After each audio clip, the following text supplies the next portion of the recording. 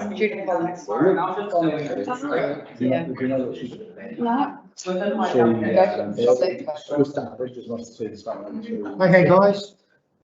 have attention. We might get underway with the meeting. Welcome everyone here today.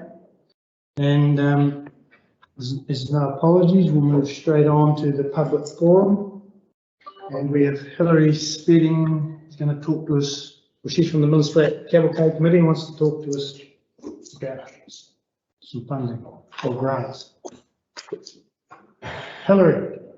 Right. Yes. Yeah, I just want to bring your attention to the Miller's Flat Playground, really, although it only has 2 swings. I just thought I'd mention that. That's not really a playground. But the Miller's Flat is the host town for the cavalcade in March next year, fingers and toes crossed and all of that. And we've earmarked, we talked about different areas that we would like the money to go to. And it was agreed that we really would like to do something about the playground in the domain at Miller's Flat, in Miller's Flat. So we think minimum, we're hoping, is that we would raise 30,000 from the cavalcade. We're hoping to make more.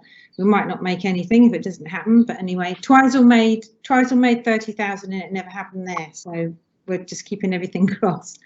But really, the whole area is going to need more than 30,000. That's just a really small pennies in the bucket, really. So what I'm asking for initially is your permission to do something about the playground area at Miller's Flat. If it's a suggestion, I'm not sure whether your next meeting is in Miller's Flat, maybe at the hall, and we can come and have a look at the playground area, because it does look pretty dismal. I was going to send some photos, but I never got around to it. The weather wasn't that great earlier in the week, but I just feel that you need to stand and look at it because it is a bit disappointing. It's right in the middle of Miller's Flat. Miller's Flat, as you know, is quite a busy highway for cyclists, and it just needs some attention. So the court area there, the courts are concrete courts and they're all uneven, the tennis courts. As you know, the bowling green at the back there is no longer a bowling green anymore. And as I said, there's 2 swings. So it does need some attention. It's probably looking at a multi-purpose surface area, which is cheaper than asphalt, plus a playground. We're looking about 200,000. So the 30,000 we're going to put towards it is tiny. I mean, obviously we can get grants from different places to help us out, but really I'm just asking your thoughts and just to put it out there in your radar. That it's an area that it needs some attention, please. So that's me. I'm not sure if that was quite 5 minutes, but yeah, no, thanks, Hilary. I'm just visualising the playground. I was thinking we were talking about some play equipment at the hall, but we're not. There's nothing. No, the hall has a tiny playground. This is the one that's opposite Fagan's, nearly opposite Fagan's. There are 2 concrete tennis courts, and at the back of the tennis courts is the bowling green. Yeah, and at the front of it is actually the War Memorial. Yeah. Yeah. I didn't realise there was a couple of swings. Yeah. You want to ask any questions for Hilary on that? So, Hilary, it's Norman. Have you guys got like a concept plan or anything like that put together? No, not at the moment. It's all in my head. I have an idea in my head, and I've gone and sort of got some quotes so we knew what sort of money we're looking for. Unfortunately, playgrounds are not cheap, and there's an awful lot of compliances. I'm probably telling you to suck eggs here, but a lot of compliance that you have to adhere to with playgrounds and safety for children. But in an ideal world, an all-weather court would go on the bowling green area, and where the court is, the tennis courts are, concrete tennis courts are now, would be a playground area and a picnic area, so that cyclists can, you know, stop or people can stop and use that area as a stop-off point. The toilets are across the road, so it sort of makes sense that to make it into more of a playground area. So really, we're looking not just at a playground. We're looking at redeveloping that whole area, aren't we? Tennis courts, the whole lot. That'd be expense. I would imagine Yeah. Well, that's why I was sort of wondering if there's a concept plan and you can sort of stage it, and then we'll have an idea of expenditure along the way and what the outcome might look like. I can do something like that. The all-weather court, I can tell you, is much cheaper than asphalt. We've just had 2 courts re-asphalted at the school, and that cost 75,000. 2 tennis courts with an all-weather surface is about half that. So I do know that the surface is cheaper than asphalt, and they can put it, apart from they have to make it smooth on the concrete. Because it's not at the moment, it's quite higgledy-piggledy. They can put the all-weather court on top of the concrete, but yeah, it would be ideal if we could redesign things, but that's a sort of cheaper option. Sorry, I've got everything going here, bells and whistles. Yeah. Well, it sounds like there's a wee bit of work to be done on perhaps a proper concept plan and some costings. Yeah. Yeah, there has been talk in the past about doing up the courts. We've had people approach us in the past. Yeah. But they weren't really willing to do the fundraising and that. So I think they're probably quite receptive to the idea if you had a community group that was prepared to do a lot of the fundraising. Well, I'm prepared to do, you know, I'm the chairperson of the cavalcade committee, and so, you know, we've got the agreement that the money would go towards this to start it off, because everybody feels it's an important area for us at Miller's Flat. So rather than be given to different groups, we decided that we would go for something for us and for our children, grandchildren, etc. So that's, you know, we've got a start. I've also spoken to Lakes Trust, and they will do something as well. But you are the owners of, well, you have under your umbrella is the domain, and so really I need to ask your permission and help in the future with this project if I can go ahead with it. Yeah. I think it's probably worth persevering with, and come back to us with a bit more of a plan, even if it's a sort of probably a stage. If 200,000 is a lot of money to find. I appreciate. And we can see what we can do. Yeah. Okay. I think our board's in favour of permission to grant that. Would everybody? Yeah, I reckon it's a I good think it's a great idea. Good idea. Yeah. Great. So, well, we hope you have every success with the cavalcade, and that will get you off to a good start. Yeah. And it sounds a really good idea. Great.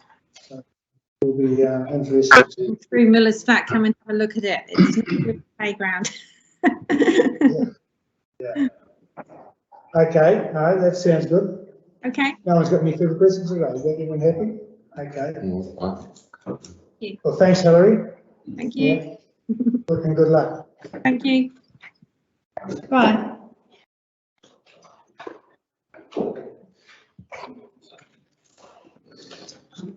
Okay. It's different to what I was thinking, so. more expensive than the tennis court. Yeah. That's what I was saying. More wide reaching, though. The thing is, if they've got a group of people that are willing to fundraise, Fundraise, exactly. then it's I don't think we can knock them back. Yeah, I don't think so either. It's a great thing if they want to go and find the funds, and if they get some seed money, it's going to help get them off the ground and then to go to the other funders. And if the community gets involved in those flat, they tend to. And they could do one thing at a time. They could do the do tennis courts and then they could do the playground, or vice versa, do the playground and then I the guess to tennis do courts. some formal documentation around whether that went forward or not, wouldn't it? Yeah, so what I think the next step would be to bring that plan to the board, and obviously would need to involve Gordy's team in that discussion. And depending on what happened next, you might want to formalise something with the group in terms of an MOU, because if they are on behalf of you guys going out doing the fundraising, yeah, we probably just need to look at that so that it keeps you guys safe as well. Yeah. Keeps them safe. Yeah. So that, So have you got one of those? Is that? You've got an MOU, can't you? No, I don't think you guys have got any money. Well, obviously, you know, and that's part of the other thing I'm thinking is also you might need to do some community consultation depending on what it is. So once we get the plan, we can work through the steps with you guys. Because I do know they're currently trying to get sponsorship and fundraising to carry out the cavalcade. So then the money that people will be donating in sponsorship, anything they make will then be going on, and then they'll be going back and asking those people for money for the playground. So there's a lot of that happening in the valley at the moment, yeah. And depending on how it looks and how much money it's going to be, it might be that you put some of it into consideration into your next LTP.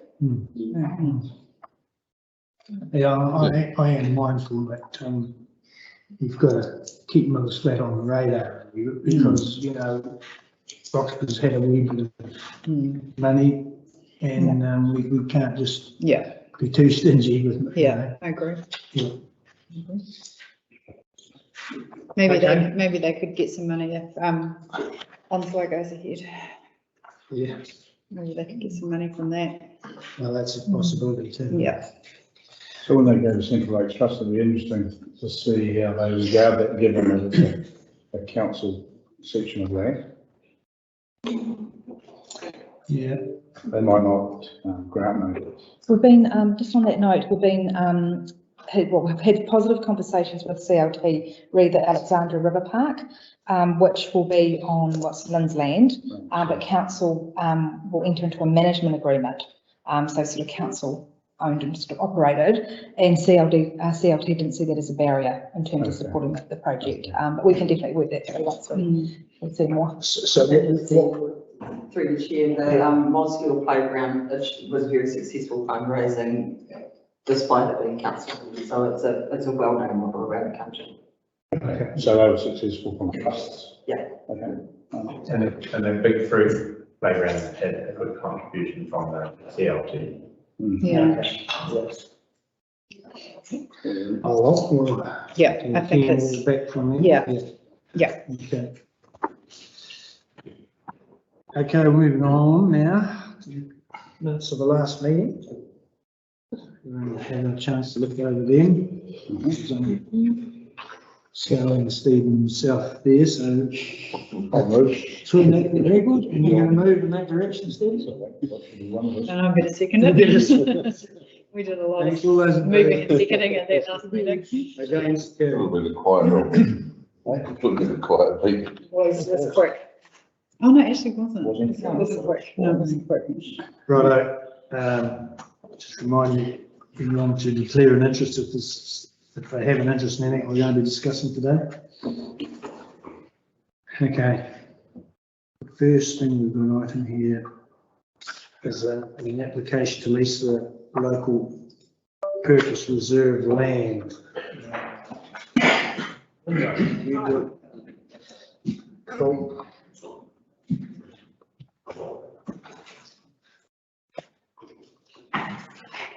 Good afternoon, everybody. Very weird. There's a lever on the right hand side, near the back, right hand side. Yeah, right. Oh. Hey, that feels enough, Right, so yes, today I have brought to you an application to lease part of the local purpose reserve. So it's getting a little bit more populated out there, which is good news. And Today, the request is to lease an area of 1.2 hectares, and the applicant is Teviot Ag Works.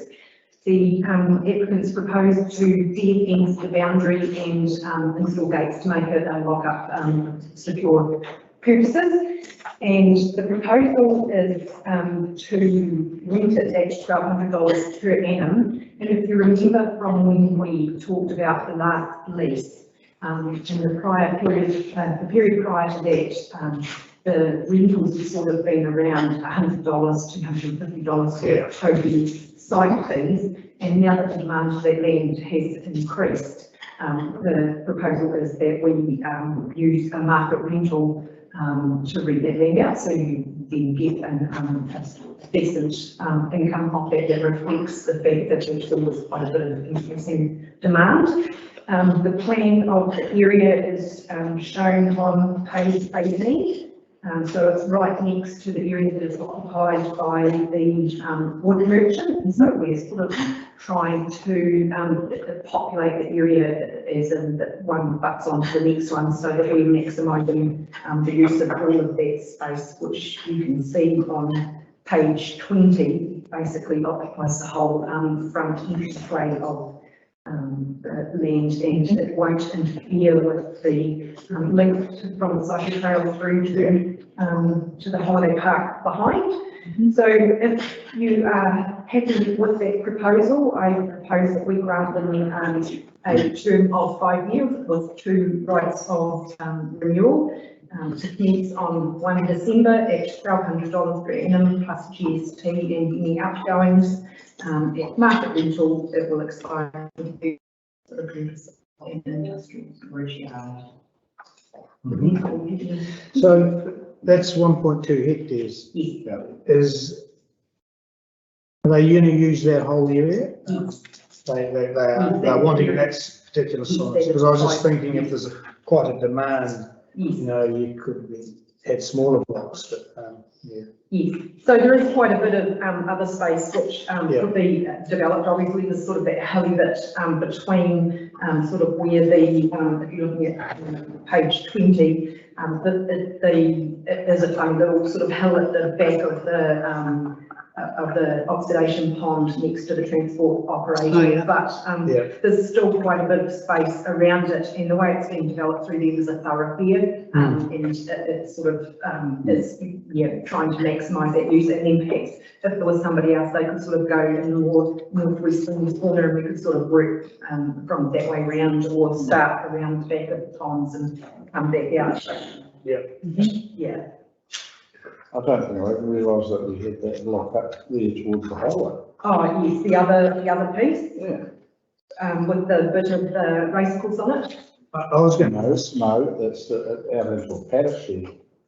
It's the pond. Oh, it's a pond. It's the pond. Looks like. Yes, no, pond. Yeah. Yes, that's why that bit isn't occupied. That's the vacant on that. If I could occupy it with you, I will. Is that half council or half somebody on someone's private land? Yes, I think. Scout Gordon's there. Yes. Now, just looking at the boundaries there, that's just where the racetrack is.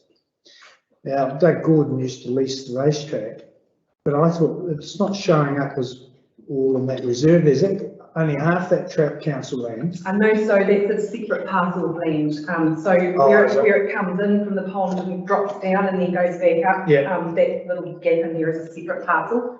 Which is council land. Oh, okay. Yes, and he doesn't occupy that anymore. No. That's right. Oh, okay. Yeah, I wondered about that.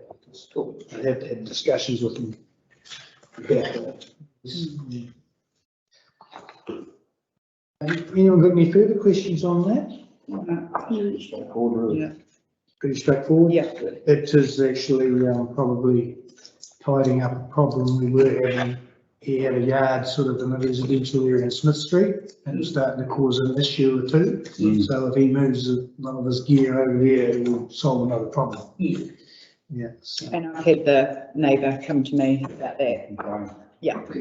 So I've been dealing with that. So yeah, that will solve that, and it's a no-brainer. Yeah. So option one there was to lease the land, and for the terms, everyone's happy with the terms? Yep. 2 terms of 5 years.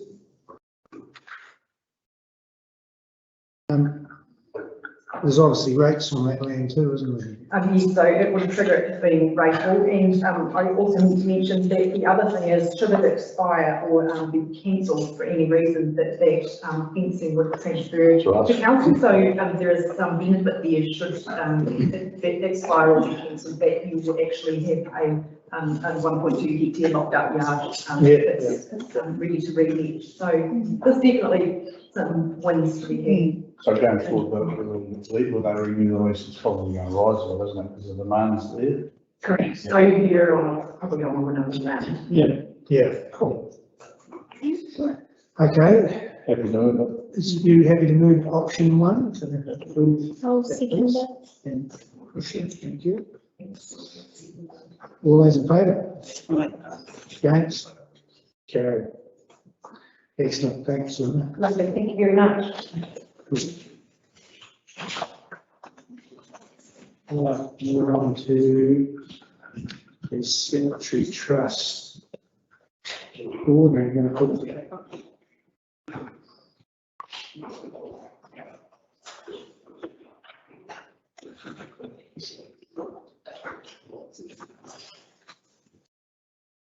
Thanks, I'll just do a little bit of summary and questions, but I've also got a bit of like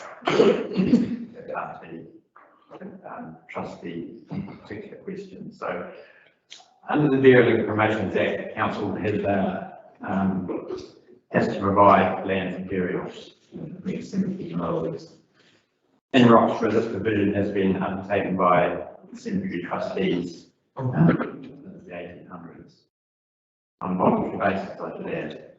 And the trustees now want to seize that role and hand the cemetery over to the council. Council really has no option but to accept that under the Act. More trustees. The legislation is that if the trustees retire or no longer operating, then the default position is with the council. After some investigation of the land, there was some discussion on who actually owned the land of the cemetery and actually is vested in the trustees. However, Doc have come to the party and will assist us with realigning the boundaries because of some significant encroachment in 2 places, and it is for the attached plan, either proposal to buy and sell some land here, and with the Crown owning the land, and make the council as one entity rather than having ownership. Sorry. Numbers, etc. for that. Clearly, there will also be some additional costs, particularly to the user, not the user, to the families of that, because we need to recover the cost of actual burials and volunteers, the Rotary Club and last. It's actually already started to do that in the last couple of burials. The actual burial price will have to increase to cover those costs.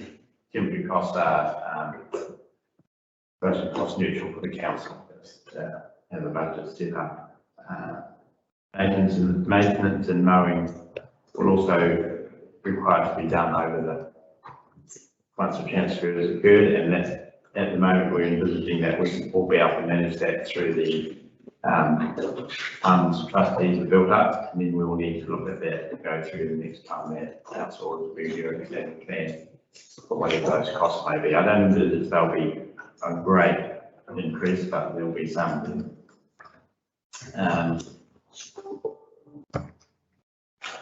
Yeah, so that's sort of a summary of it. It's quite a complicated situation. Normally, the district council, given the land is encroached on some other land, that needs to be tidied up. And there's the doc.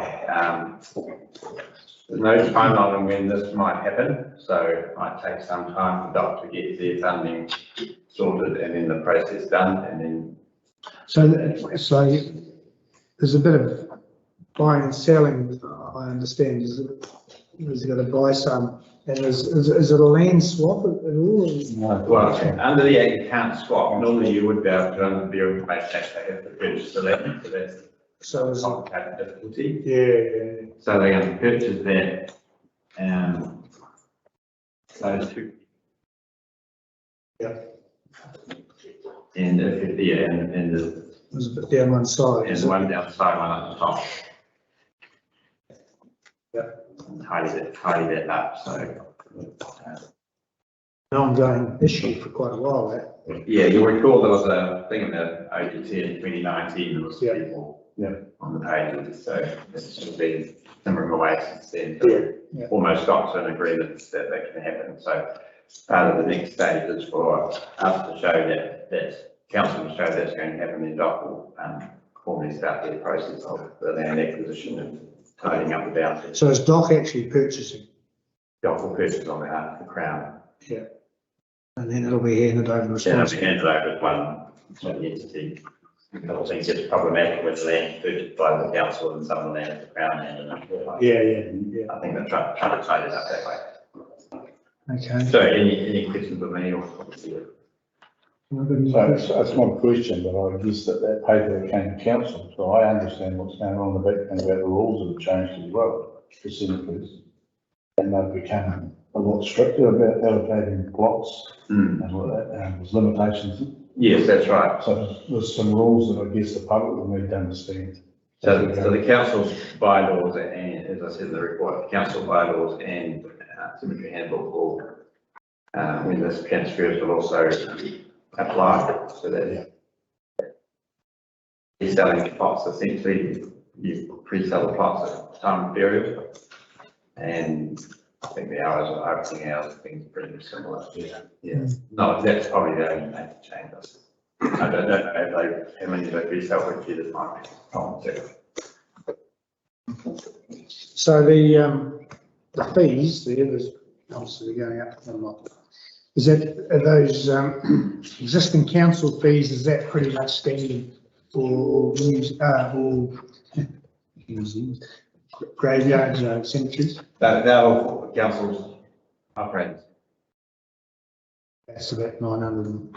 For a block, not for many total, there are different fee out there. Okay. And But when the fees and charges are reviewed, I get the board to look at those and the jury might want to do as well.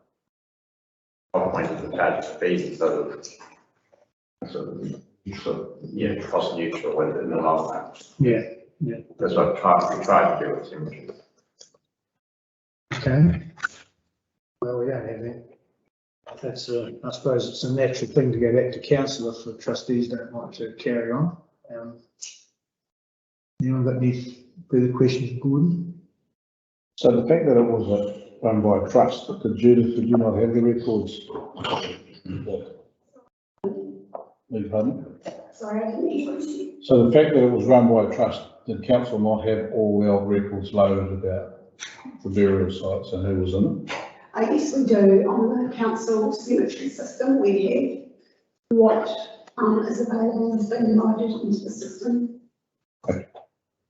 So you got all the right, council will get all the right from that. Yes, we just need to go up to the GIS map so we can actually show individual plots. Oh, okay.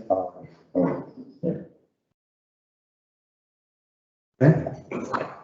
No further questions?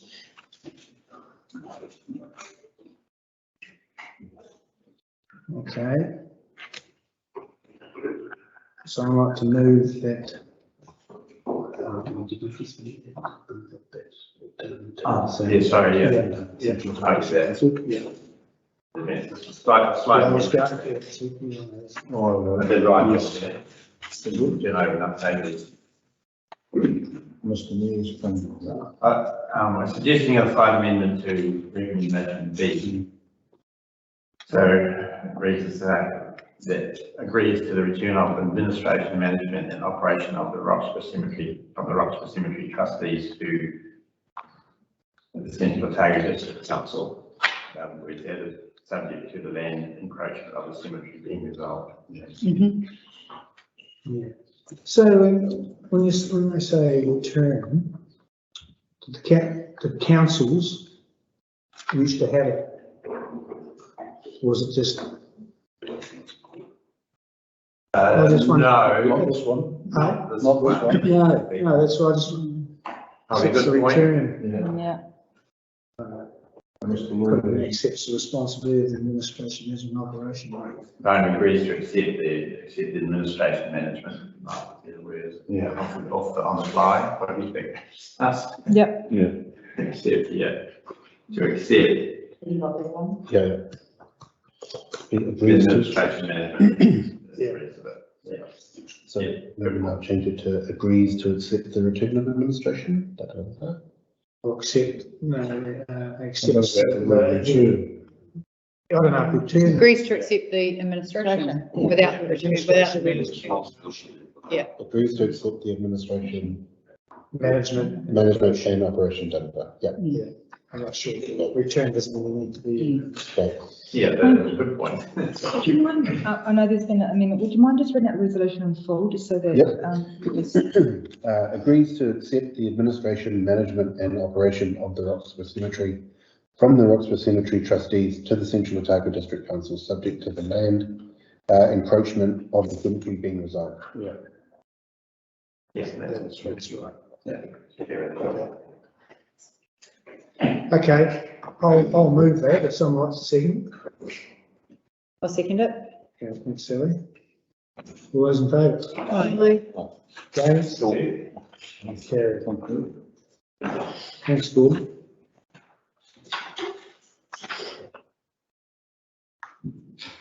Okay, financial report.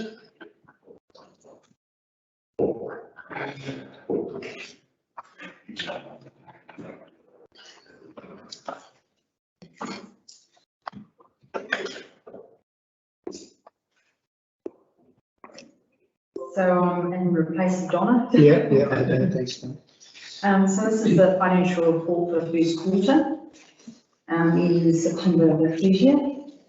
And it's been updated to include the revised budget, which we did at forecast in August.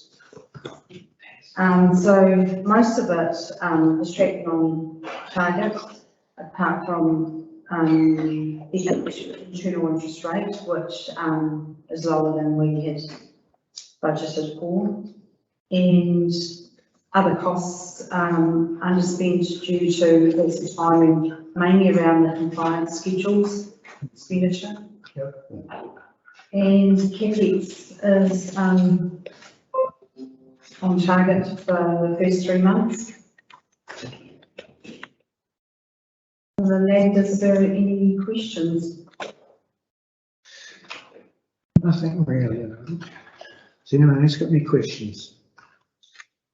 Just a carryover, it just appears in a separate line on its own, is that standing account? Or- Carry forwards are done in the capital side of it, and they are included in the revised budget.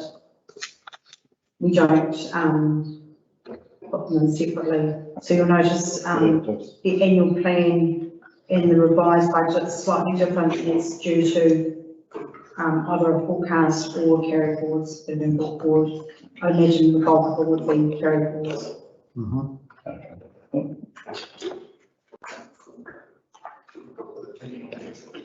Okay. The interest looks like it's going to start to resolve itself as interest rates start to go up. That's right. Yeah. Okay, is there no further questions? Okay. Someone like to move that report be received? Thanks, Stephen. A second? I'll second it. Thanks, Kushla. All those in favour? Against? Carried. Thank you. Cool. Okay. We don't have a mayor's report today. Apologies, Tim, there's something else on. On to chair's report. We've got a copy of this. I did, yeah. Cool. 27th of October, we had a pool meeting. So we'll be able to update us on what the latest is for. 2nd of November, we had a Zoom meeting with the Mayor and the Medical Service Trust and the Southern District Health Board to discuss options to lift the COVID vaccination rates in Teviot Valley. We were lagging a bit behind, we still are. So what came out of that was we had a pop-up clinics at Miller's Flat on the 17th of November and Ettrick on the 18th of November from 5:30 to 7:30 with a barbecue provided. And we ended up with 4 first vaccinations and 21 second vaccinations. So it's pretty slow going to get towards 90%. So that's where we're sitting there. Also on the 2nd of November, in the afternoon, I met with the Minister of Energy, Megan Woods, and affected landowners of the Onslow project at Miller's Flat. She'd done a drive over with some MB staff from Paddy Rower, met with the boards and lake families over there. Came over, had a tour through the Onslow area with Dougal McDougall, and then she met with the landowners at Miller's Flat. And they were started off a wee bit frosty. They sort of came right, but the big issues they have is all the information that's going to be gathered from ecological studies and geotech studies. Who has access to information that you can't keep much secret. You know, though the minister was looking at options and ways they could make it pretty hard to be able to gain that information. So they had to the 19th of November to decide whether they're going to give access to landowners. And I was talking to one of the landowners not for the 19th, and their lawyers were still blocking them. So it's not going to happen real quick, as quick as we'd like to see it happen. So I think it will probably get there.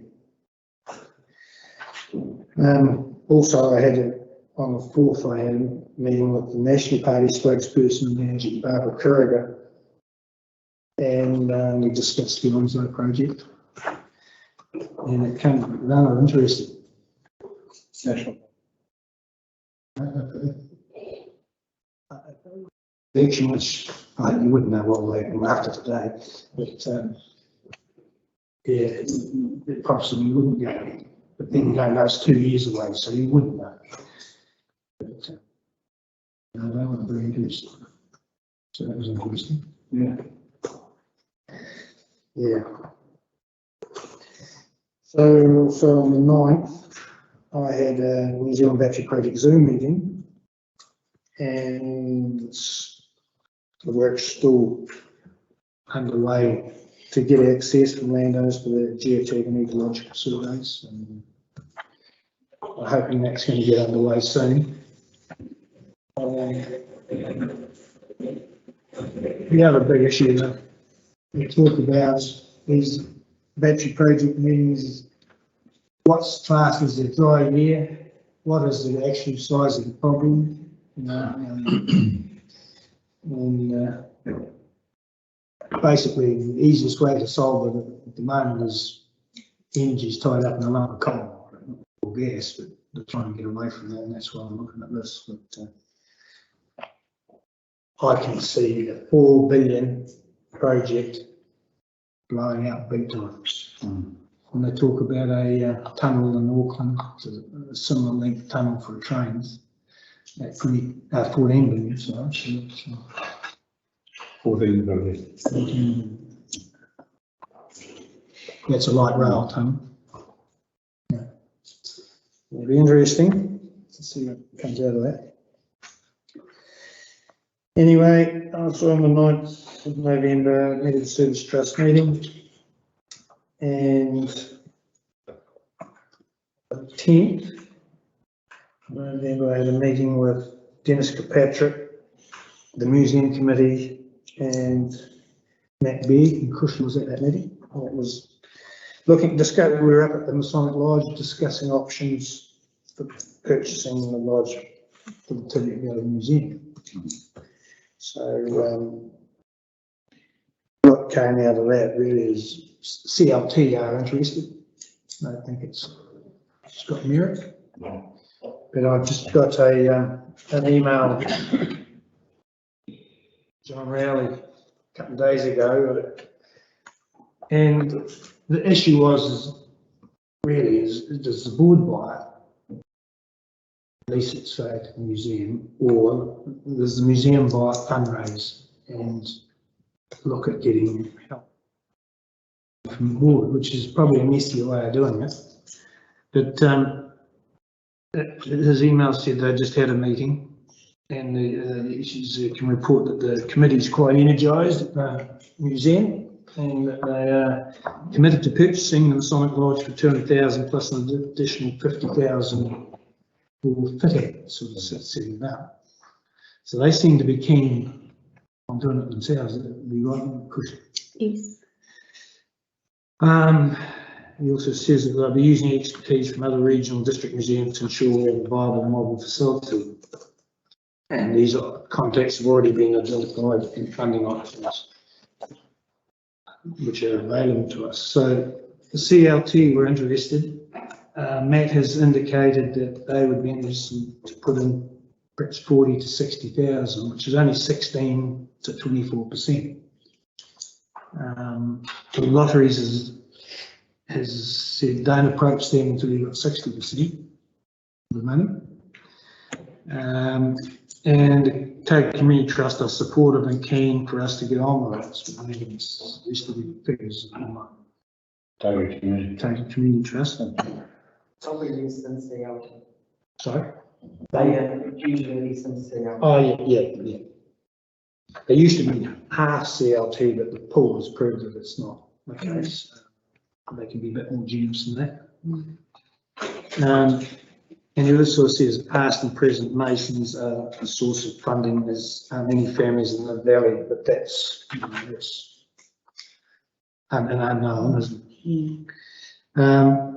In the event we are short of a few $1,000s near the deadline for settlement,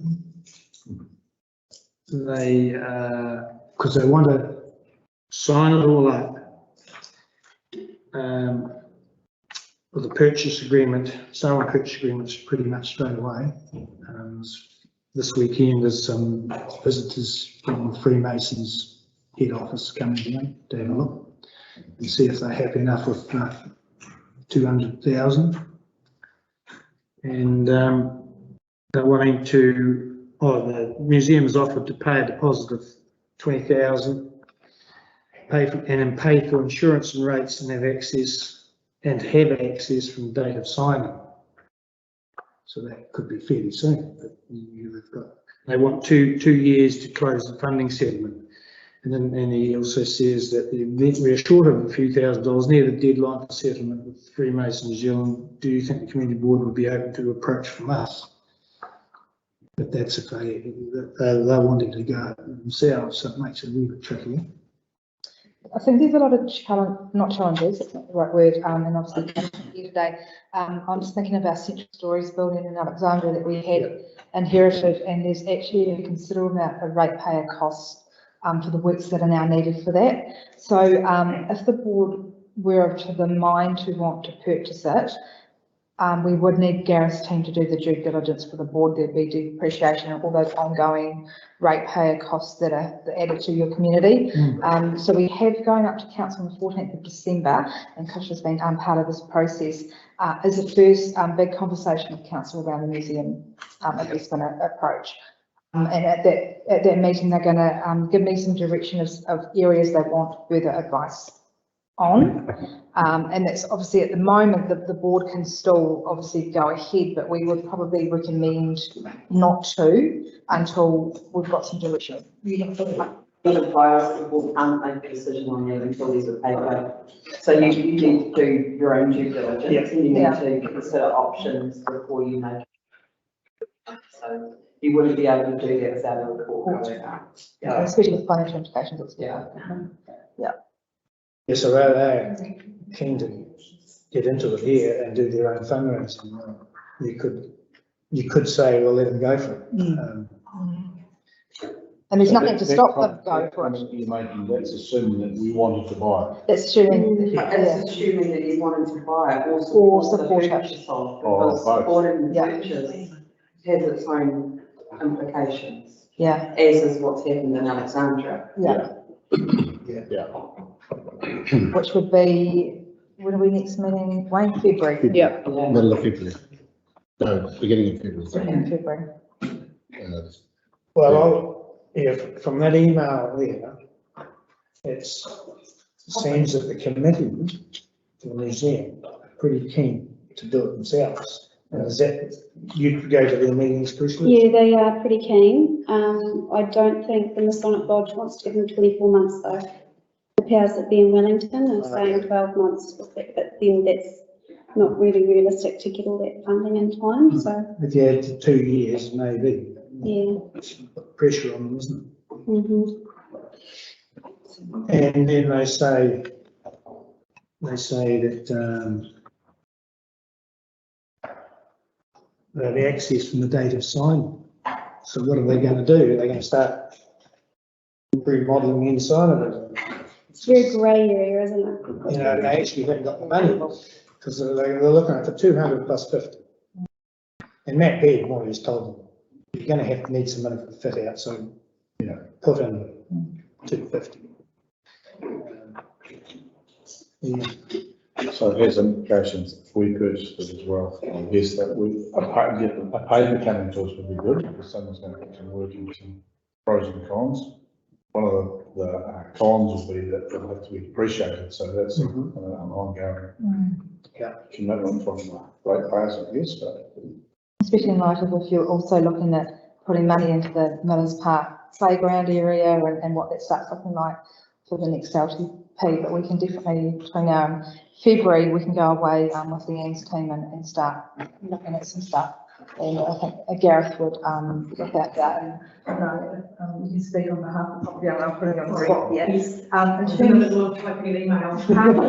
in terms of the board were of the mind come February to purchase the Masonic Lodge, what processes the property team, I mean, it's quite an extensive process in terms of testing weather tightness and all that the property team go through?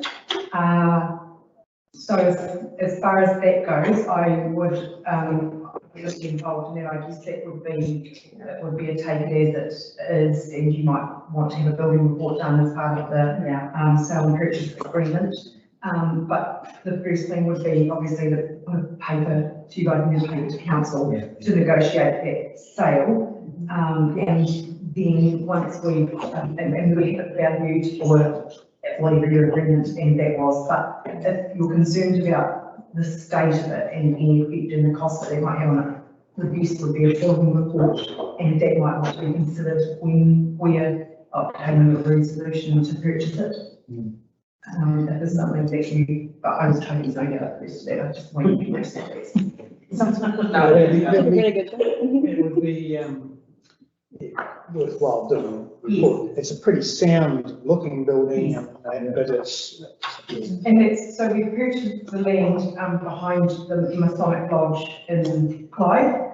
So we obtained a resolution to purchase that land based on a subdivision. We had the land valued, we made an offer, we negotiated within that. And once we've done it, so it will be the same process. The difference was we only bought the land there, so we didn't have to give any consideration to the stage of the improvement. Or what the ongoing cost of that would be. So it would be the same but different. Yeah, because I've been stressing to them that if we're involved, we need a lot of time. Because there's a lot of due diligence has to be done. But they seem to be flying ahead here and looking for a purchase and sale agreement pretty smartly, and that, you know, just about counts us out. If they don't. And we would bring advice back as to consultation, whether or not at that level of expenditure, they'd be looking at consultation too. So we just need to go away and work all that out for you guys, yeah. There seems to be a bit of an undertone that they don't want the council involved in the meetings so far today. Is that right? They really want to be independent, but I think it would be the better option if we were to buy it, because it's probably more likely to happen, imagine. Yeah.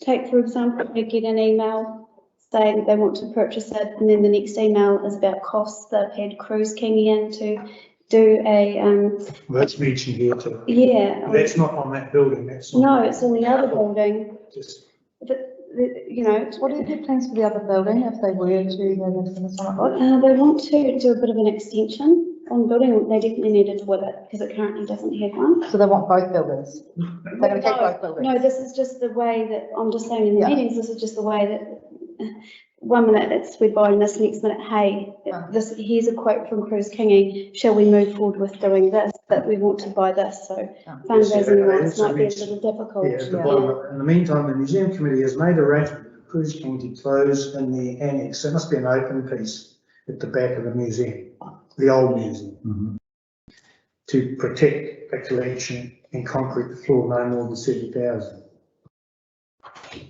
They're wanting to keep the old building and they'll for displays as well too, but it's, well, it's just about a museum piece in its own right. And then who pays? Yeah. And When it's running, up and running, two buildings, who rates? And a word of caution, if I can, from our Clyde experience. So we've got the Clyde Museum, we've got the Briarhood Factory Museum, that is council as well. And there was a feasibility study done a few years back now that said, hey, this doesn't make sense to have all these buildings. And we're still working through that. It's been part of the conversation that Stephen and you all will eventually be part of those conversations for museum work. So if you end up having too big a footprint, that does become a challenge as well. And you're right, Trish, especially with your small ratepayer base, who starts paying for these buildings and.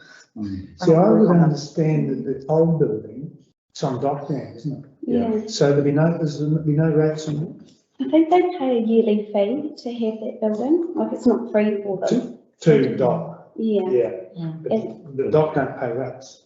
Oh, okay, so they don't. Yeah. It's also Definitely on dock. Yeah, and that one is dock, but in terms of Trisha's point of view, Through the chair, speaking of the rates head on, so rates are payable dependent on the activity which takes place there. So if it's a non-rateable activity, then there's no rates.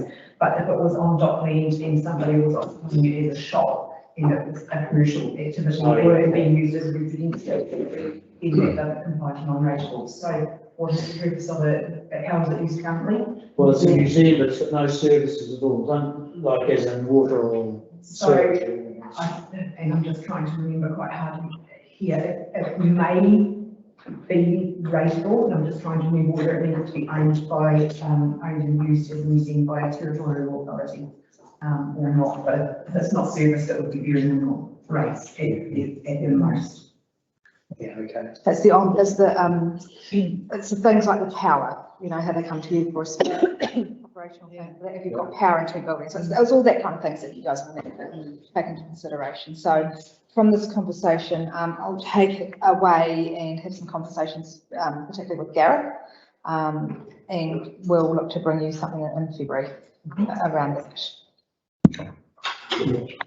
So the flip side of all of this is that they've been having conversations about this for a long, long time, but they don't have space to even store that they should store. So a lot of people are still holding collections at home. So they definitely need more space.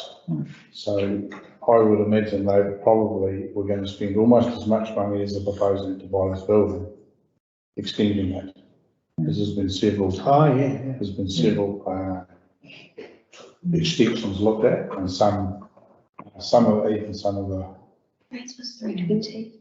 Some of the members are opposed to it because it's a historic building and then you put something ugly on it, and not quite right. So this was going to solve the problem of, you know, having and on the highway too, so it's more accessible. big things, got toilets and that sort of. Toilets, so, Yeah. but I never realised until more recently that they had no intention of moving everything into the new building. They're going to keep both. So I think, understand it. yeah. Remember that meeting the other day, it sounded like there was a bit of interest in sealed displays that the building could be opened and didn't have to be manned.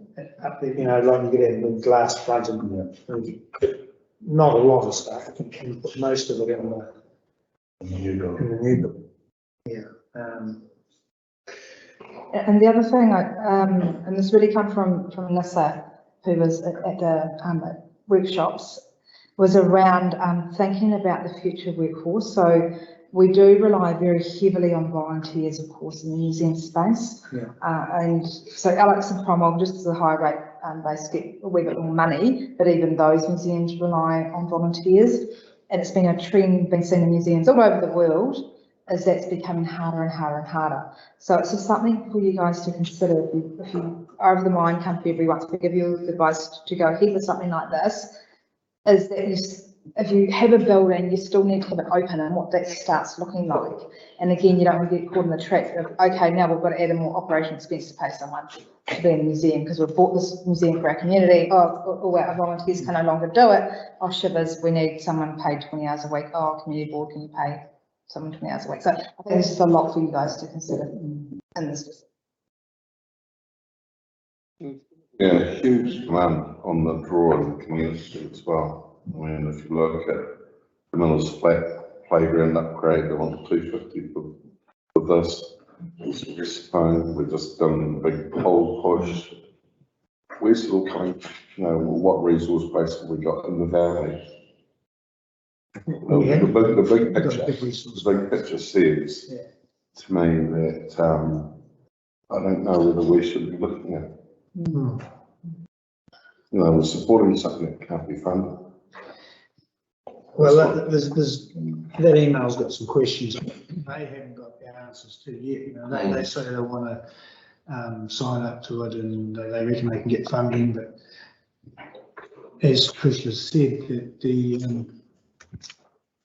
they might only be given 1 year to get. They're wanting 2 years to be able to come up with the money. You know, they need to. When you're fundraising, you need time. I mean, you and I are meeting with the RSA on Saturday to look at this plantation land. We don't know what that's going to look like. No. For us there. And it's probably in terms of priority. You know, there's a real big picture here that needs to be looked at, and whether that's part of our spatial plan or not, I'm not sure. Well, yeah, but you know what I'm saying, it's sort of, we're talking about things in isolation. Yep. But if you start thinking about where the priorities were, people that live in this valley, I'll bet you the museum's pretty well up that list. I'm not saying it's not there, but it's just for us, if we're looking to invest, we've got a block of land that I don't even know where it is, it's called the endowment. Yeah. No, what is that? Now, do we start looking at a bigger strategy for the board? Yeah, no, that's right. Okay. Some of those reserves are endowment. Some of our reserves are endowment. Yeah. So anyway, if we can just get a feel. Yeah. I'll just go back to them and say, look, we need time if we were going to look at anything, you know, to get rid of it. Reports done and everything, and I mean, that's fine if we've got an intention to do that. Yeah. But I think our intention needs to be a wider focus. I think John's asking a fair bit because he knows he's sat at this table. He knows there's a process to go through. We're not suddenly going to come up with a whole lot of money overnight. And the whole gist of that email was different to what I originally thought they were coming from. They are coming from owning it themselves, to do it themselves. So if they come to us and ask for, say, a grant of 50,000 or 100,000, do we then have to have a public forum with the general public to see if this is something we want to put our money in that isn't owned by So that Community? would be under our significance and engagement policy. We'll go away and would give you advice on all of those as to at what level it triggers, yeah, and what the tipping point is. And it's just not financial, it is like public interest. So I think of like the trees and the Teviot, that obviously a lot of public attention. So we take those matters into account as to, how much we think the community will care about something.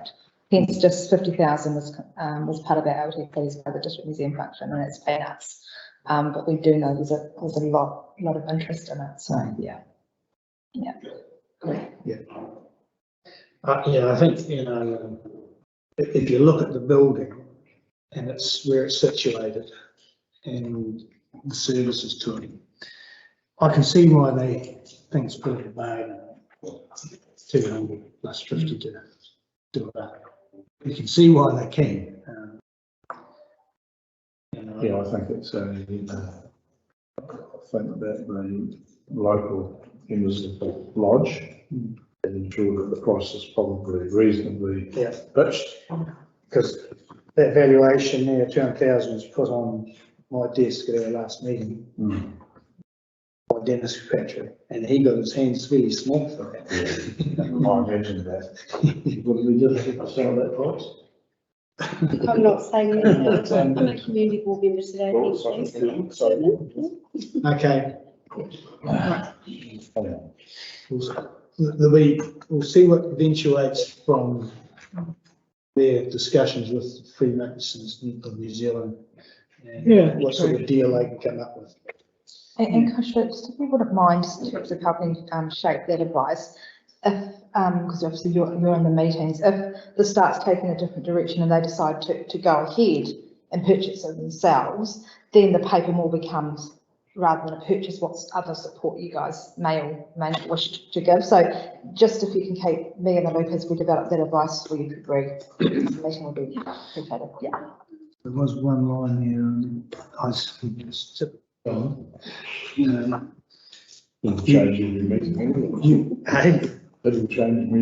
you might like to consider proposing to the CADC that rates on the lodge be cancelled permanently. He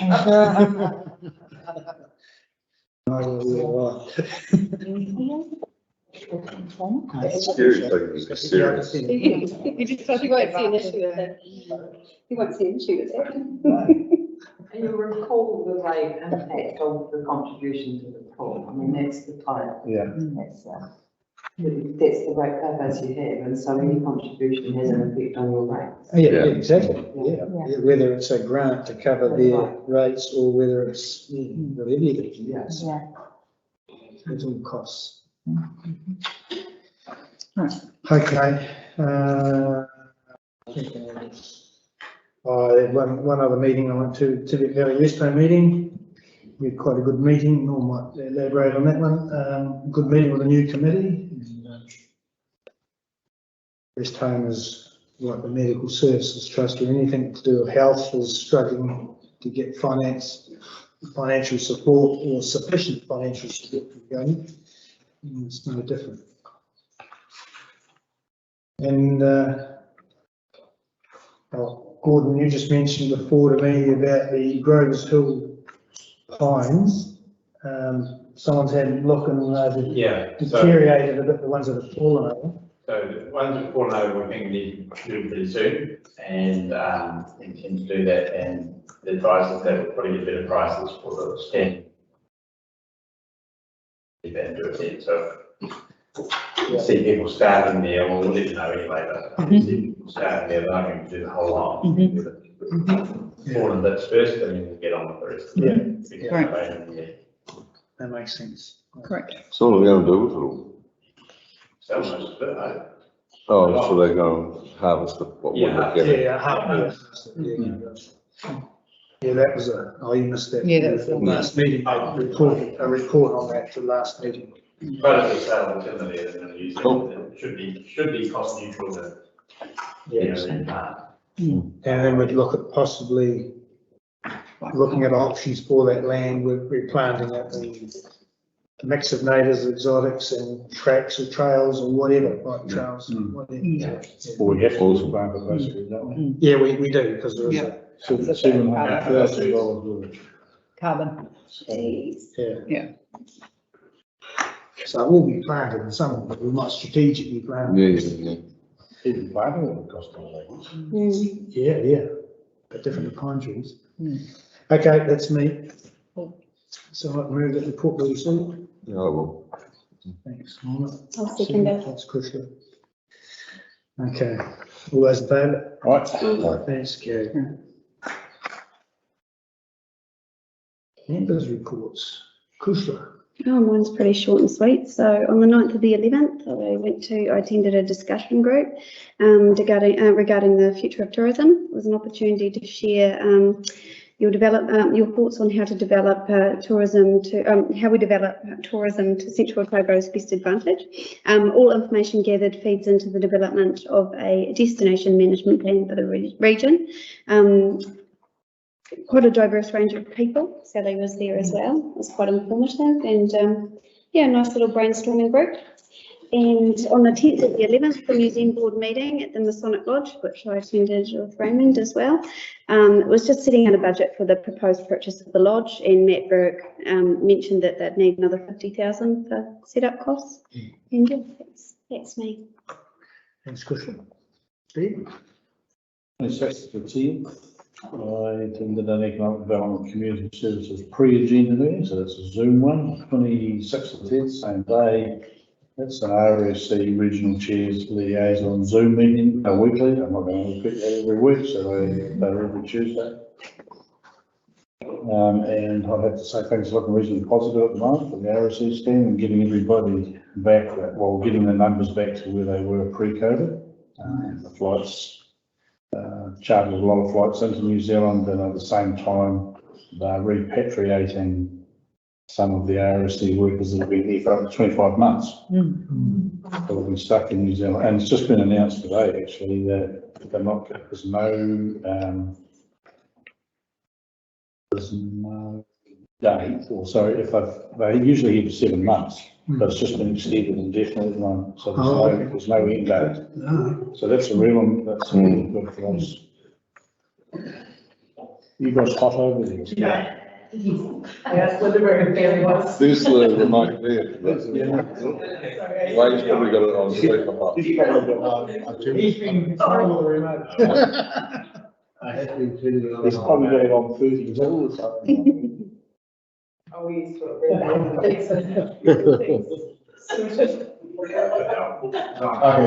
Gordy's done the business. Yeah, Sorry? We need a jack cheese. Apologies to you. oh, you're right. Some of the stuff's a bit boring sometimes.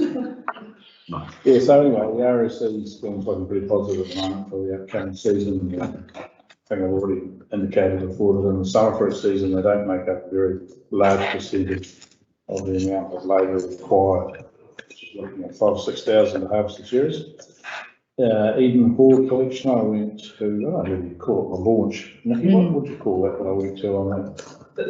You go to the photo, journey to date spot. This Cliffy Park has been biting me over this. So I think the launch. The launch of the photos, yeah. Okay. Cool, so that was on the 28th of the 10th. On the 2nd of the 11th, Teviot Valley Vaccination Drive Teams meeting. And that was with the mayor attended that, and the outcome of that was those vaccinations. Clinics that were run electric in Miller's Flat. I guess you attended that today? Yeah. 3rd of the 11th was council meeting, and that covered off ice sites and smoke-free policy. We had when the smoke-free policy was developed, they didn't include vape for us, and now that as well. That day we had a public forum, and there was there was 2 from this district that spoke on 3 waters, which was quite interesting. Used to one and on the same day, we discussed which was part of the forum as well, that some ratepayers from the other end of the village are suggesting that we should be council mark, which is a bit like a old done on council, and at that meeting we decided there's enough going on without us undertaking that, so that's been put on hold for now. GIS mapping, the digitalisation is well and truly underway. So makes a difference. It's actually interesting when you look at this valley, when you do the overlays as to whether your neighbours' garages on your property or not. So I think you'll know about that too. And some of them aren't too good. 4th of the 11th was Medical Services Trust meeting. The 9th of the 11th, the hearings panel was a very full agenda. I think we were at 6 o'clock that night. On the slightly off away from council, but on the 11th and 12th of this month, I went to the New Zealand Cycle Trails annual forum and workshop in Wellington, which is every year, and I've never bothered to go before. So there was some interesting presentations on that day, and the great rides, which is we've got 2 here, Rockford Gorge and Clifton Gold. The 2 of 21 or 22 great rides.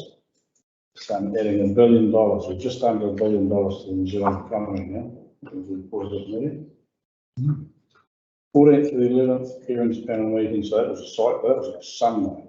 So it was a site visit to just south of Luggett to follow up on the hearing that we had during the week, and we couldn't make a decision on it until we actually went back to the site. So looked at whether the subdivision had a few breaches, skyline breaches or not. On the 15th of the 11th, Teviot Prospects regular monthly meeting. I'll let Sally speak to that. 19th of the 11th, Central Otago Labour Market Governance Group. So that's just one I chair. It was a Zoom meeting because they actually hosted by ESD and they won't travel under level 2. So they set up a Zoom meeting. So, the interesting part about that day was that we've got a labour market survey underway at the moment, which was partly funded by council and the rest by industry, MSD. So they're looking to the next 3 years to see what the implications are going to be for accommodation and labour. And the document itself will be complete. Well, it's pretty much complete. We're just tidying it up. I don't think there's too many positives out of that in terms of the pressure that's going to come on labour market. So I think it's going to peak at around, at the moment, supposedly like 5-something thousand on the cherry season. It's going to get up to about 7 and still rising. On the, it's looking like with what's happened more recently that the plantings are slow. So the impact is probably going to taper a bit. In the meantime, we've still, all those plantings that had been done in the previous 3 years are going to put a lot of pressure on the labour market. The positive is there's been a heap of new accommodation built on site, on orchards and on vineyards across Central Otago, way more than I would have at this point. So that's a positive outcome. And on the 23rd of the 11th, which was just 2 days ago, we actually put this in for gone there, but we had a look at a proposed helipad behind the medical centre. I have raised the issue about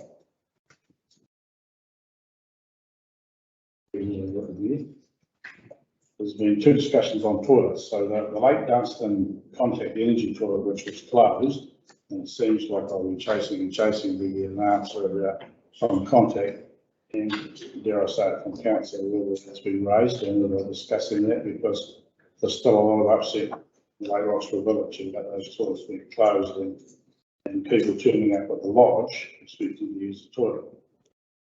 I've spoken to Contact Energy and I've sent a message to council about that, so hopefully we will be doing this.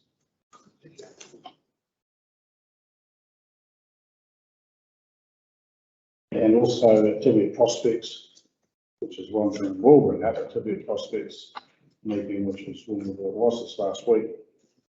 A former member that sat at this table raised the issue of our public toilets in Rockford here were disgraceful. We'll send out a message to council about that as well. Were they And that was unclaimed? after they'd Yeah. been, just after they'd been cleaned. Oh, really? Yep. So when we cleaned that up here. Just a minute.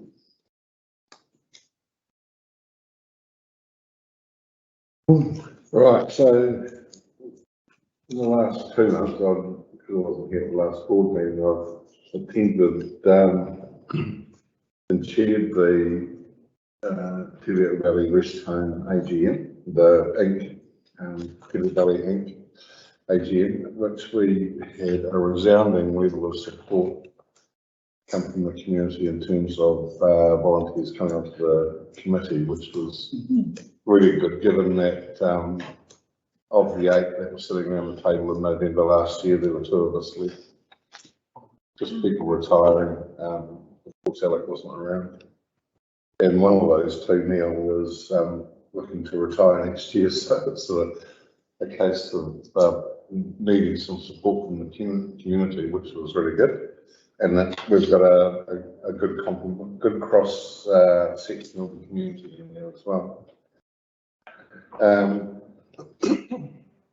Attended a number of Rest Home Limited board meetings with the ongoing review of the business that we're doing. Attended the Medical Services Trust AGM on the date that was in late October. Late October.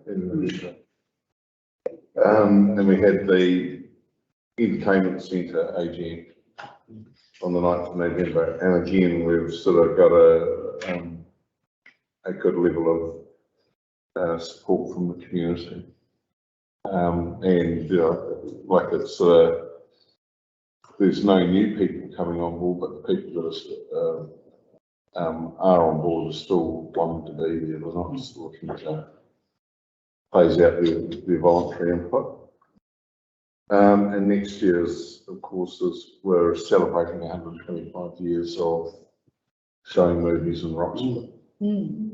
So that's the plan with that is to celebrate all year, not just on the day, which is the 8th of December in 1897. So we've actually gone out to looking for people to help us organise different events through the year for that. I also helped out at the pop-up vac centre in Miller's Flat last week, which was an interesting exercise. Chief chef. Yeah. I think I ate more sausages than the fun. But that's about it. On the 22nd of October, I went to the Kluka Trails meeting at Fagan's. On the 27th of October, I had a swimming pool meeting, and what's come out of that is Sarah Davison has agreed to help us get consent to move the fill from the swimming pool over the boundary so that we can actually compact that down and form a track. A new walking track right by the pool. So she's come back to me and confirmed that ORC don't require a resource consent for it because we're more than 7 metres to the river. And we also want to remove some poplar trees that are going to shade our solar panels, and we also don't need consent for that because the trees aren't physically in the river, they're on the land. So she's now going to put a report together for us and send it to council, and we will need to get approval from Lynn's because it's on Lynn's land, but we don't have to go through a resource consent. So that's all happening, and that's great. And then in terms of lotteries, we're still waiting to hear the outcome on our last lot of funding, and their meeting, I believe their meeting's next Monday, and they'll let us know 2 weeks after that. And Breens have also, by mid-December, they're going to come back to us with a final revised quote, so we kind of know where we're sitting. By the end of this year, we'll know the outcome of our funding and how much extra we're going to have to pay for building materials, basically. I hope it's not like So, the scheme, district council water schemes. Yeah, so hopefully. So, yeah. And we've also had our asbestos removed. That got removed last week, so we've got rid of that, and we're working on disconnecting the power. Raymond sorted out the disconnection of the water for us, so we're going to try and get our power disconnected and get a temporary box put in so that when we are ready to start building, that we're not stuffing around with all these things that we're doing. So yeah, we're ticking along quite well there. 9th of November, I went to the Future of Tourism workshop. 15th of November, Teviot prospects, and one thing that came out of that was that with the Grover's Hill, they were thinking it could be really good if we got the Roxburgh School involved in planting natives, so like growing them on at school as a project and then actually coming and helping us plant on Grover's Hill.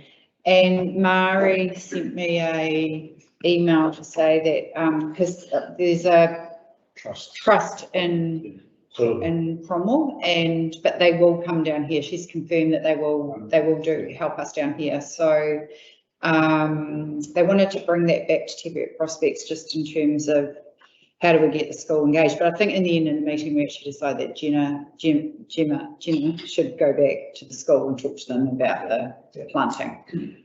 On the 17th of November I had a walkways meeting, and we got a quote for the river track upgrade that Jimmy Wilson has done for us. It's around 50,000, so we're just looking at getting funding for that. So we've got 10,000 of reserves, and we're just looking at getting the funding, the full funding for that. And I also walked the Commissioner's track a couple of weeks ago, and there's a really good trail, you know, like most of you have probably been up to that first lookout, but then there's a poled route that carries on, and it actually goes all the way to, it's called Cable Lookout, which basically you're standing above the boat ramp looking down to the dam, and there's a bit of a kind of a gnarly little kind of creek that you go in and out of, and there's also a track that takes you down to the road that needs a bit of work on it. It's got kind of a steep few stairs, and then it's got some quite slippery rocks that you have to go on. So it could do with a bit of an upgrade, but not a lot. So that is actually contact land. And the other thing about the track, once you get closer to right to the end of it, there's some really beautiful cedar trees that have been planted there that I'm assuming that Contact Energy planted when they built the track, and they're all quite mature and established, and they're actually really nice. So it would be a really great walk to promote with a little bit of work. So I've spoken to Rick Crystal, because he's on the swimming pool committee and he works for Contact, and he suggested that I contact Neil Gillespie at Contact Energy. So I've since emailed him to see if Contact Energy would be interested in helping us just fix up those couple of areas, because it's actually a really fantastic asset, but it needs just a little bit of work doing on it. And I also recommended that potentially we could change the name of the trail if they wanted, you know, if they put in some, because at the moment it's called Commissioner's Track, that there's no reason why we couldn't call it the Contact Energy whatever track, you know, and get some new signage put up as well. So I don't think there's a lot of work to do on it, but if we upgraded a couple of sections of it, it would be a really awesome asset. And the thing I also like about it is it's a walking track, not a cycling track, so it would be walking specific as well. Yeah, I think it's quite cool. I forgot to mention that when I discussed the helipad behind the Municipal Services Trust building, there's quite a big blue gum tree that's on our road, it's on our road reserve behind there, that will need to come out. I go ahead. So they're pretty keen on that option as opposed to using the school grounds. Yeah. No, consulted the neighbours, they have that. I don't know where the neighbours are. I suppose that's the big gum tree. Raindale was asked why, you know, the one option is that when they're taking them across the highway, they have to get the fibre gate out to assist with yeah, they do, because they actually make sure that the school's clear and help them across the road. But the other reason that's more important is privacy. There's too many people running around taking photos of some of the trees, so That's about 5% of the numbers. So they found a site out the back that he said was workable, but there's one. Probably in a veggie garden, is it? That's where it's closed. So that was one big lead down that had to come down. Who pays for that, Stephen? The pad? Yeah. You. You have to raise money for that, so. I know that's probably around about 30,000 for the pad. It has pipes in it. So they've got electricity to it as well. And there's a fancy windsock that has to go on top of the building, and that has to be lit up as well. But when they went round before they landed and had a lot, and they did land at the school. But there is at least one big tree that needs to come out to make it safe for them to come out. Okay. So it's on our load reserves. So we're bringing that up. And that was it from me as well. Yep. So everything we talked about today is going to involve a lot of money, isn't it? Yeah. What's that? So everything we talked about today is going to cost a lot of money. Yeah. Please, Ian's not here, should be. You're right about that, yeah. Sorry, how much are we, has the full committee gone to the lotteries? 400,000. That's still the gap. Yeah. And did I read the article this morning in the CO News, we're still 80,000 short after No, that? we're 400,000 short. I know the Lotteries Commission, but once you've got that. Yeah, It's yeah, still well- 80,000, is that was in the newspaper this morning? Someone asked me that question too, and It's sort of, thought that's all we needed, 80,000. yeah, sort of technically, but maybe not. Like there's money, there's a bit of fat in the budget there, yeah. Like I think, to be honest, I wouldn't really read too much into the numbers until we hear back from Brains. Like we're kind of guessing at the moment. Yeah, we'll know more by the end of the year. Yeah. And I know there is a bit of money in there for landscaping and stuff, so like, there's probably a few areas that we could save a bit on if we had to as well, yeah. Okay. But that is kind of the shortfall that we've gone to funding, what is that, 80,000? Oh, Move those reports we received. Second for that. Norman, thank you. Those in favour? Against, carried. To go over these governance reports. Status reports. Any other questions on those? The first one there, that the entertainment centre, you've had engineers look at lighting bars and all that sort of thing. You're not going to start. And it seems pretty vague in this here, ultimately, that there's a possibility that it's safe to leave in place. And it mentions possibility again. The bars limited, I guess it considering this possibly start working with this.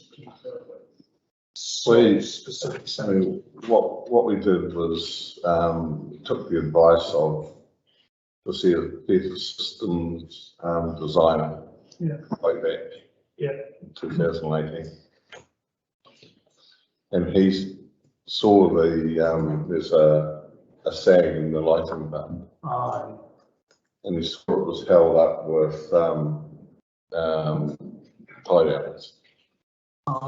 And I mean, it's been like that for a very long time.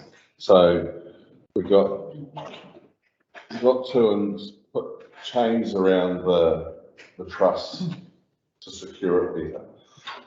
Then, as part of the stage upgrade, we got the engineering to give us a heads up on what it would take to extend the lighting bar from 5 metres to 10 metres and double the number of lights that was sitting on and replace the lights. And so it grew from addressing the sag in the bar to fixing it properly. And it's got down to a point where the engineer has to be driven to I come back with a whole lot of load calculations that said that you need to replace this, that and the other thing because you've added weight to the bar by putting chains on it. But the change weighed less than 2 kilos. And I just said to him, so if I took one weight off, which was 3 kilos, can we have the change on it? And he goes, that'll be fine. Basically, that's the sort of thing it got to. So we got to a point where he said that it's safe to be left there as long as people are happy to see us sand in the pipe. And we don't want to add any more lights to it, and we don't need to add any more lights to it at the moment. Very rarely gets used all that lighting. So we've also got an option to put in a second lighting bar on a piece of structural steel that won't need spring. And he's also done a full U-turn on the engineering requirements for the installation of the new screen, which we still haven't been able to do. Some of these things, to my mind, go on far too long. They do, they do. Please, I'm not dealing with that, because I just wouldn't deal with it like that. It's like what's happening in Clinton's Farm, so. Yeah. Because it just goes round and round, the conversation goes on and on. We're supposed to sit here and say, oh, yeah, we'll do that. Every month someone writes another line saying that we're waiting. Well, that's really not acceptable. It's really not acceptable. So talking about some of the status reports, to me, it's a joke. Being honest, no one in the room. So We're online.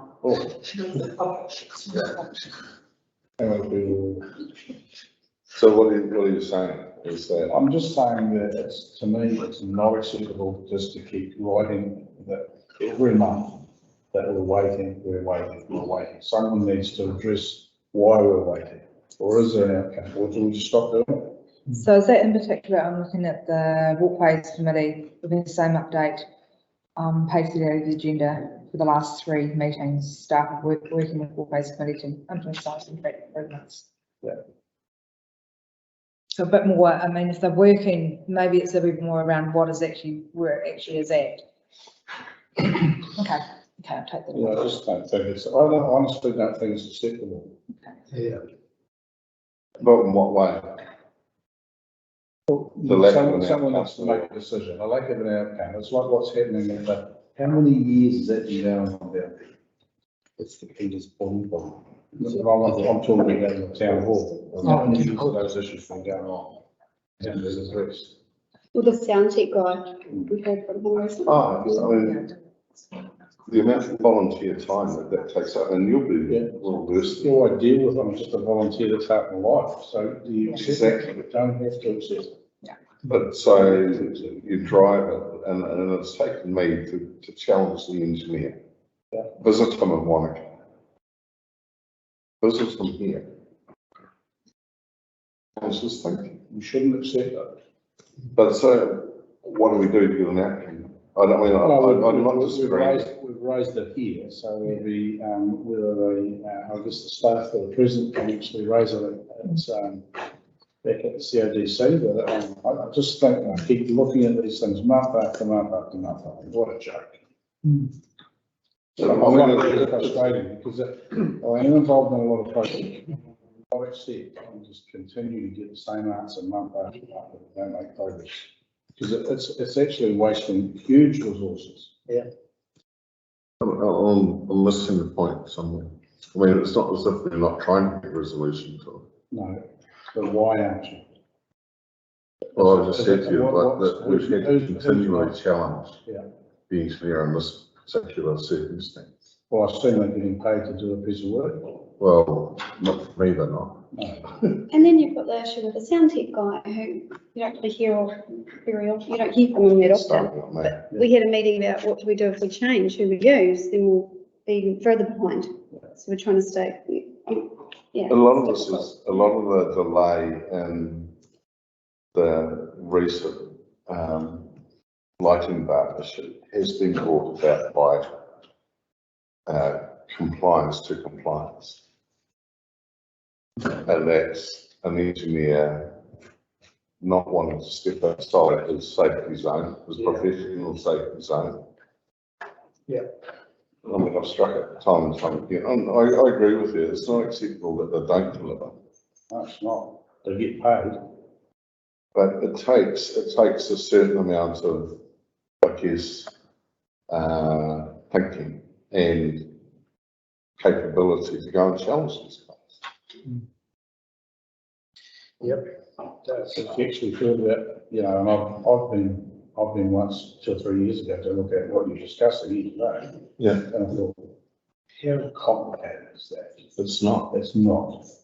It's not complicated. If you're a system engineer, you would say, right, I know exactly what you need to do, you guys. Yeah. Yeah, you're up to $5,000, $7,000, end of, finished. It's, yeah. 3 years later, we're still having a conversation. Fair call. Right, you need that. No, I can see that where you're coming from. If there's, you know, some of these aren't given context of where things are at. No, obviously I think the one Norm's talking about, there's reasons there, but I do look at some of them and it's, yeah. And I mean, I can go there all day, every day to chase this. No, Yeah. and we, Oh, no, I mean, no. around what We shouldn't have to. No. the track that's supposed to put, we've got around Flinders Farm. Well, it just goes on. That's on hold. That's That's on, on- that's on, that's- that might never happen. Right? Yeah. So- Yeah. And that's Efficient. okay. So- Yeah. Yeah, and Yeah. track, Yeah. So, yeah, for me, it would be not on hold. You're either doing it or you're not doing it, and it's off our books. Right. That's fair. Cool. Mm. That was the only one that I wanted to talk about anyway, really. Everything else is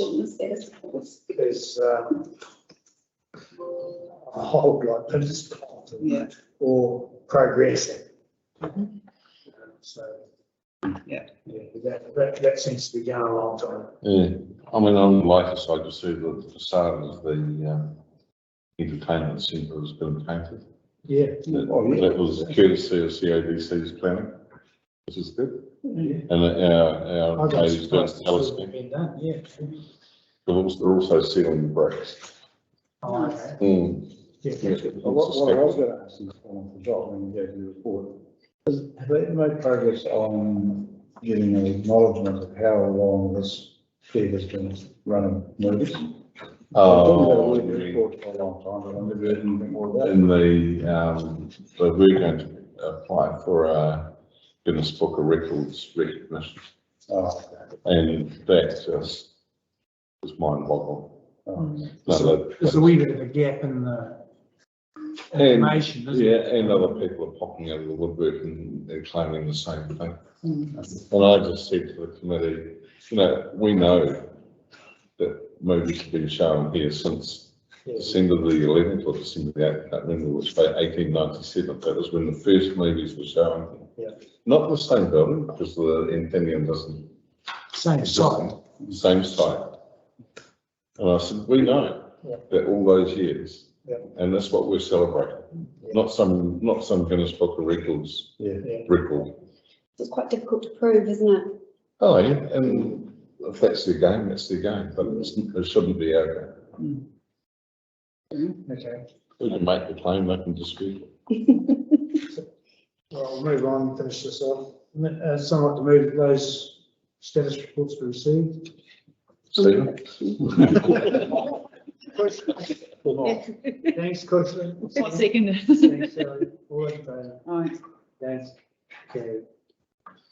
Date next meeting, it's not till. Third. A couple of things off my member report, but I've sent it through to Lane. It wasn't as short as I presented that just then. Okay, that's the end of the meeting. Thank you for your attendance.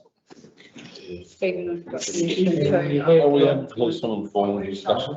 We've got an informal discussion on